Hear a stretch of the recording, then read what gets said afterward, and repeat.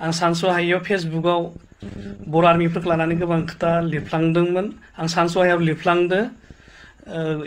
आसामनि chief minister Himanta Biswa Sharma अन्नानै आंखौ निमाहा हो, लोगोसे आदाजन कारजिनो बया मोननांला, अन्नानै रायजोफोरा आंखौ निमाहा होदो प्लिज। दिनै बियो सरि बिफैदों। फंबाय, नोंसोर दिनै बर' रावजों लिरनायखायसो बासायदों आरो जोंफोर अननायखायसो, नङाब्ला नोंसोर दिनै गुबुननि जिबनजों गुबुननि लाइफजों मालाबाबो बेफोरबायदि गेलेनाङा।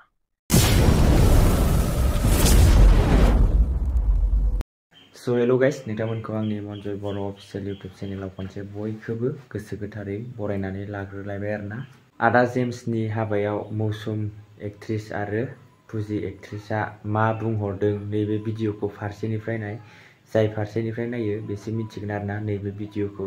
आरो लोगोफोर सोरबाफोर जुदि आंनि नैबे मनजय बर' अफिसियेल इउटुब चेनेलाव गोदानै फैदोंबा अन्नानै लाइक, कमेन्ट, शेयार आरो साबस्क्राइब खालामनानै होलांदो आरोना। लोगोफोर बिदिब्ला नैबे आपडेट भिडिअखौ नायनानै लागदो आरोना। 22 एप्रिल जाय दिनखालि आंनि जुलि जादों, बै दिनखालि मा एटाक जानाय, बै दिनखालिनिफ्राय लानानै दिनैसिम मा जाथाय जाबोखो दिनैनि बे भिडिअनि गेजेरजों आङो नोंथांमोननो खोन्थानो थांगासिनो दङ। भिडिअखौ जोबजासिम खोनासंलां आरो कमेन्ट बक्सआव कमेन्ट हरनो दाबाव। बेनिफ्राय दाखालि बावै जोंनि बर'निनो फिसा सासे सेंग्रा इन्डियान आर्मिनि सायाव ओरैबायदि गाज्रि मोनसे फेसबुकआव बियो कमेन्ट खालामदों, फेसबुकआव लिरदों।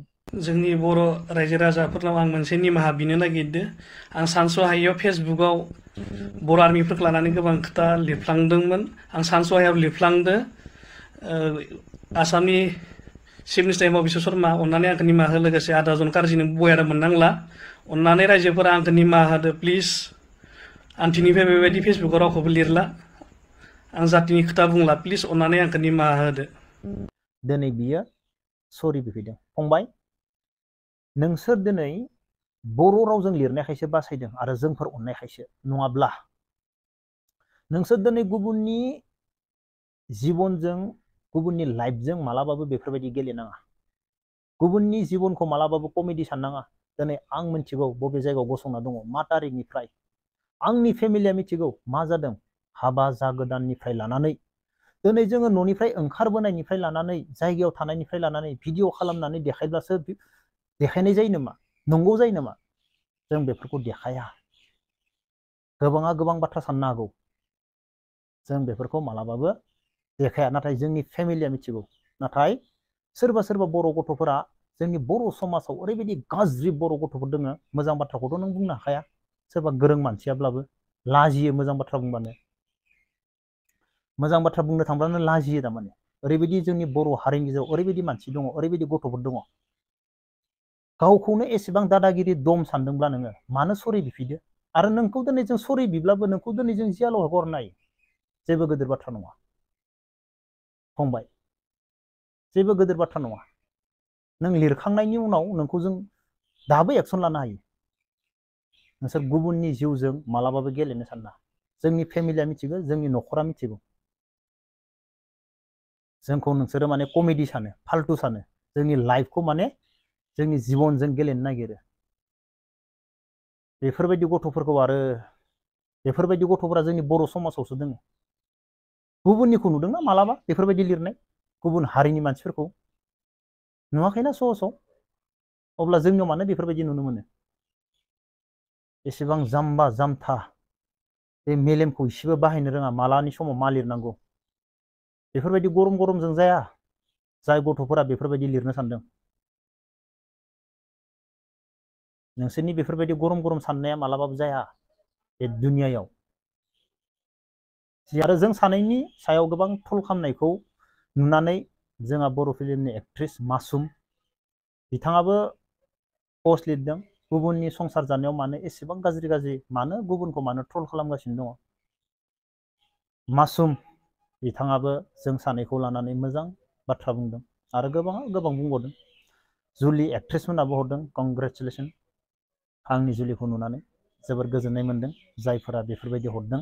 बेनिफ्राय 22 तारिखआव मोनानि 8टानिफ्राय 9टासिम जुलिया जोब्बाय। बेनि दसे उनाव बर' फिल्मनि कमेडियान हिर' फैलाव बिथांनि रुंसारि जालांनाय फेसबुकआव मिन्थिनो मोनलायबाय 23 खालि दा आंनि हाबानि रिसेपसन बेनिफ्राय ओरै फारसेथिं बिथां फैलावनि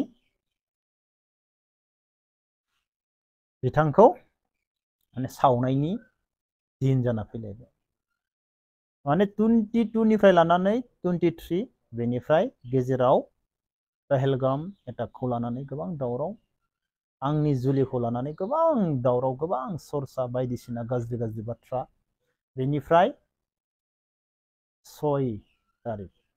6 तारिखनि हराव बेखौ आंसो मिथिगौ आं बबेयाव दङ आरो देशआव मा जादों आं बोरै मोनफैनाय बेखौ आंसो मिथिगौ बेनिफ्राय थायै बे 6 निफ्राय लानानै दिनैसिम बोथोरा जोबोर गाज्रि आङो मोनसे शट होदों जोंनि जायगायाव जालांनाय आरो गोबां दङ नाथाय आं आरो जों बेफोरखौ होनो मोना नाथाय गोबाङा बुजि मोना होनो मोनैनि थाखायनो जों बेफोरखौ होआखै आरो नोंथांमोननो देखायाखै गोबाङा गोबां बाथ्रा सानो नोंलाय मानो गुबुना एसेबां दावरावनि जुद्धनि भिडिअ बानायो नोंलाय मानो बानाया नोंलाय मानो होनो हाया जोङो पाब्लिकनो बेफोरखौ देखाया जों मा मावदों मा मावाखै जों बेफोरखौ पाब्लिकनो देखाया आरो पाब्लिकनो देखायनांगौबो गोनांथि गैया जायगायाव थाग्राया बेफोरखौ मालाबाबो देखाया गोबां